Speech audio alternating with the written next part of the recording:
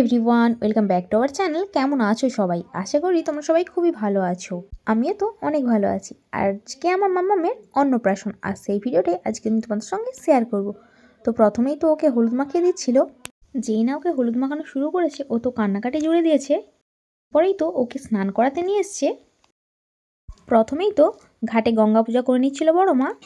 এরপরেই তো মাম্মামকে অন্নপ্রাশনের জন্য রেডি করা হয়ে গেছে, কিন্তু ওকে যেই ফুলের মালাগুলো পরাচ্ছিল ও তো প্রচুর কান্না জুড়ে দিচ্ছিল। কিছুতেই ও বসেছিল না, ও তো প্রচুর কান্না করছিল।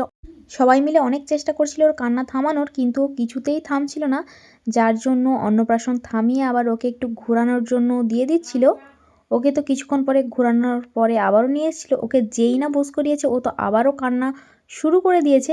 ও তো কিছুতেই কান্না থামাচ্ছিল না। তার জন্য দাদাভাই ওকে পায়েস খাইয়ে দিচ্ছিল, কারণ টাইম চলে যাচ্ছিল, একটা টাইমের ব্যাপার ছিল, ওই টাইমের মধ্যে খাওয়াতে হবে।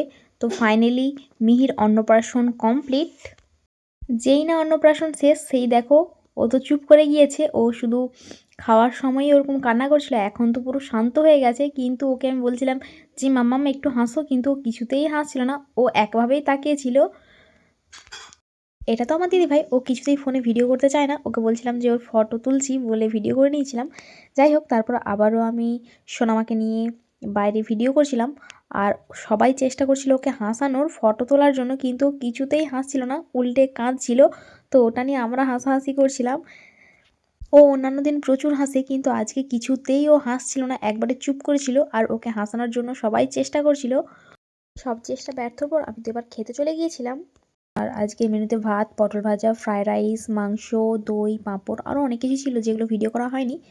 এরপরে আসছে সেই মুহূর্ত। তো মাম্মাম কোনটা তোলে চলো দেখা যাক।